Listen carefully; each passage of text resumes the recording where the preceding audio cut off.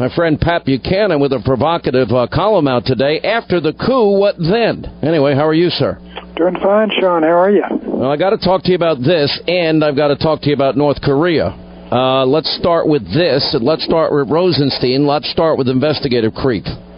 Well, I think what's happened is when Chris Wallace did a good job, that mushy verbiage on where they can go, I think is really a carte blanche to Mueller and these folks, and he's not hiring these folks because he wants to find out if Donald Trump communicated with WikiLeaks.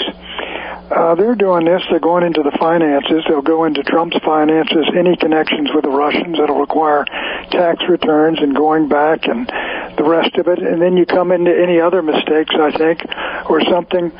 And I think this is really a hostile organism inside the executive branch, targeted primarily on the White House and the president, that is going to grow and grow and grow. And I've never known one of these special prosecution, Sean, to go home without taking some scalps. Well, you even said the smell of blood is in the nostrils of the sewer and swamp that's known as Washington, D.C. I think you're right. I was happy to see the Attorney General, Jeff Sessions, talk about this. Basically, been a deep state leak a day. Every one of them are illegal. Now, think about how deep this goes, Pat. You've now got the General Counsel of the FBI being investigated for intelligence leaks. You got James Comey, the FBI director, purposely leaking to the New York Times government information. Some of it we're told classified, to get the special counsel who ends up being his friend. Then you've got Susan Rice. Then you've got, how is it possible for Samantha Power, the UN ambassador, to unmask hundreds of Trump people during the last year of this campaign, during the election year? And then Susan Rice, Ben Rhodes, Samantha Power, and it looks like Brennan and Clapper may have questions to answer as well. I mean, this is as much of a coup, to use your word, as anything I've seen. I agree, Sean, and it needs to be investigation.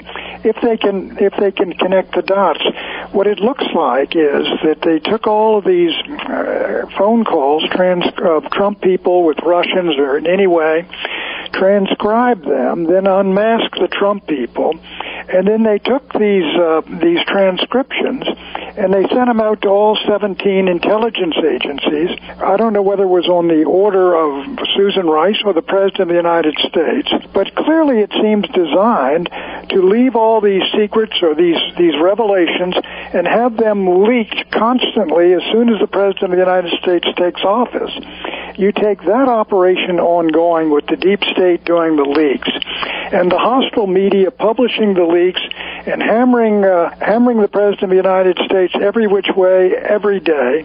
And then you got this new powerful organism that is growing inside the White House or inside the administration and under the Justice Department with enormous freedom to roam, that's moving on the White House and moving on Trump campaign associates and Trump family and Trump himself. I mean, the writing is on the wall here, Sean, and what I wrote in that column is, look, if they succeed in doing what was almost done with Clinton and was done with Nixon, and bringing down a president, what's the reaction going to be of the American people? And I think it will be utter disillusionment with democracy. The folks out there in Middle America will say, look, we gave it everything we could, and we elected the man, and they threw him out. And the deep state that we wanted to throw out took over, ousted the president we elected, and committed a I don't even want to think of the consequences of that. I don't want to. If we have divided now, I can't imagine how betrayed people are going to feel and how angry and how divided this country is going to be. I can't even imagine this.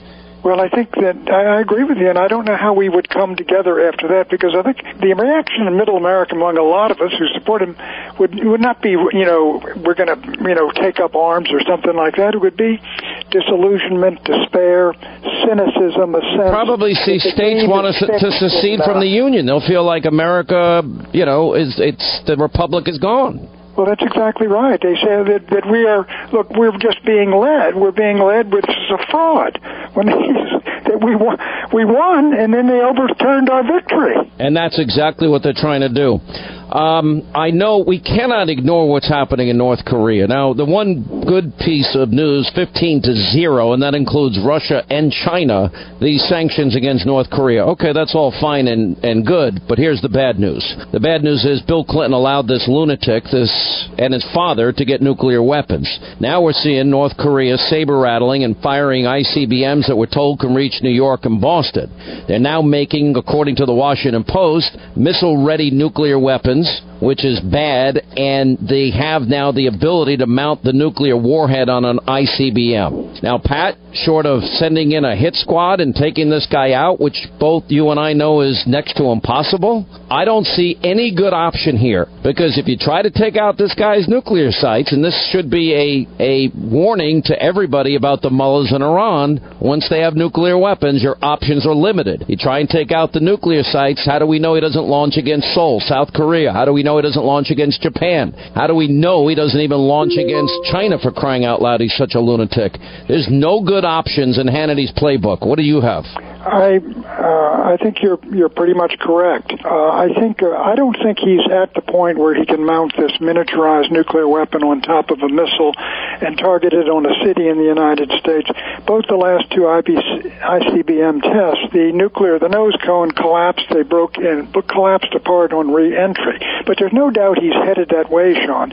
Secondly, I agree with you. I don't think the Chinese, the universal sanctions, 15-0. I don't think that's going to get any movement in time. I think Kim Jong-un has determined that his only way to deter the Americans and prevent any kind of American attack on him is to be able to hit the United States with a nuclear weapon, and that's where he's gone, and he's not going to be dissuaded. And he probably has right now the ability in a Scud missile to put a nuclear weapon on South Korea. So you're very, very close to the point where the only option is military or no option. My view is basically this. I think we ought to consider, frankly, allowing if he continues moving this way, allowing South Korea and Japan to develop their own nuclear weapons with short-range missiles. But we already have with him, when you really think deeply about it, he knows mutually assured destruction exists. It does, whether Japan has it or South Korea has it, and I've thought through this a lot. The only thing that I think we could hope for is that there are agents inside that can get close to him. That's the best case scenario. Whoever takes over from him has you don't know. Nuclear weapons, and they're going to have the missiles, Sean. And if you take him out, or you fail, or you take him out, there's no guarantee that they won't launch all those conventional weapons. They had at one point 11,000 artillery pieces and missile emplacements on the DMZ. You know what I'm afraid, Pat Buchanan, and we've been friends a long time. We've had arguments over the years, but overall we have a lot of agreement. You know what I'm afraid of? I am afraid that North Korea now will define the Trump presidency, and I'm beginning to think almost it's a certainty. Well, it's the only way you would define it, I think, is if Donald Trump takes us to war against North Korea. I think there's real reluctance in the military and the Pentagon to do that in the absence of an absolute proof that Kim Jong-un is putting nuclear warheads on top of missiles and emplacing them to target the United States of America. Stay right there, Pat. Pat. That could force action. It'll scare everybody. That's very scary. No good option. Continue. Patrick J. Buchanan is with us. We're talking about the deep state, talking about really no good options in North Korea. So the threshold for Pat Buchanan, if these reports are true, which we have no reason to believe they're not, even though it comes from the Washington Post, so I'm always skeptical, Pat, but if North Korea is now making missile-ready nuclear weapons, in other words, that they can now mount a nuclear warhead on an ICBM, and we're told the ICBMs can reach the continental U.S. even as far as New York City and Boston, Massachusetts. That's the tipping point for you? Well, yeah, I don't know that you can. If you can tolerate that, I think that they can hit your country. I would start taking. My thought of this, Sean, is basically, look, I would have years ago pulled the American troops out of Korea, off the DMZ, allow South Korea, if the North builds a nuclear weapon, to build its own nuclear weapon, and to have missiles capable of reaching the Yalu River, moved our nuclear weapons onto ships offshore, maintain the alliance with South Korea, and told the North Koreans, if they launched one of these missiles, they're going to annihilate the country. And I think we're going to get there. But frankly, I would not start a war. I mean, we have lived under, I hate to say it, we had 1,000 Soviet nuclear weapons could hit the United States at one point, Sean, and we didn't go to war, and thank the Lord Jack Kennedy was a cool, calm customer in the missile crisis. Well, not disagreeing in any way. I think I just don't know about the mental stability here. I mean, as nuts as Khrushchev was and as nuts as former Soviet Union leaders were, they seem to understand mutually assured destruction. I'm not sure this lunatic understands it. I think I think he's very rational. What he's doing. Why do you think? What gives you any indication he's rational? I love you to death, but he doesn't seem it to me.